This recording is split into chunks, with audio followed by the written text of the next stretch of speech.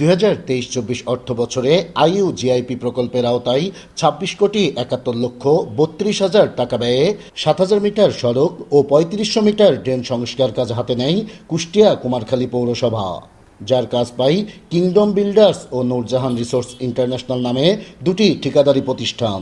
তবে এসব সড়ক ও ড্রেন নির্মাণ কাজে উঠেছে ব্যাপক অনিয়ম ও অব্যবস্থাপনার অভিযোগ। দফায় দফায় মেয়াদ বাড়িয়েও শেষ হয়নি কাজ। তা তো এক বছরে বেশি হচ্ছে, এটা পড়ে আছে একদম সমান সমান হয়ে যায়, পানি যাওয়ার কোনো রাস্তা ওরা রাখে না। এখানে কি কয় ইঞ্চি রড দিয়েছে, কতটুক ঢালাই, কতটি কি হয়েছে, এখানে কি পড়ছে কেউ দেখার লোক। আবারও একই প্রকল্পের আওতায় 9,28,68,000 টাকা ব্যয়ে 1700 মিটার ট্রেন ও 2260 মিটার সড়ক সংস্কারের কাজ হাতে নেয় কুমারখালী পৌরসভা, যার কাজও করছেন একই ঠিকাদাররা। তবে মেয়াদ শেষ হয়ে গেলেও প্রকল্পের অধিকাংশ কাজই এখনও শুরুই করতে পারেনি ঠিকাদারি প্রতিষ্ঠান। পানি ভয়রা রাস্তা ডুইবা আমাদের চলাচলের সমস্যা হয়। ধুলোবালি দিয়ে মনে করেন যে বিল্ডিং দিয়ে ঘর বাড়ি সব লাল লাল হয়ে গেছে।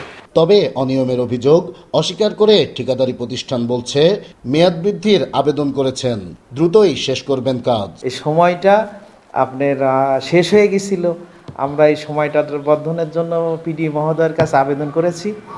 এইটা ওনারা অনুমোদন দেবে, আমাদের বলছে আপনারা কাজ করেন, আমরা এটা অনুমোদন দেব।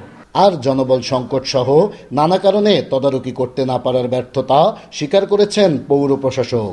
ইঞ্জিনিয়ারদের সাথে কথা বলে আমাদের ঠিকাদারদের সাথে যেন তারা যোগাযোগ করে কাজের গতি বাড়িয়ে দেয়, এই বিষয়ে আমরা মিটিং করেছি, কথা হয়েছে এবং আপনারা হয়তোবা দেখবেন কাজের গতি কিন্তু আগের থেকে বেড়েছে। প্রকল্পের কাজ নিবিড় তদারকির মাধ্যমে সঠিকভাবে বাস্তবায়নের দাবি স্থানীয়দের। নাইদা সান্তিতাস, দেশ টিভি, কুষ্টিয়া।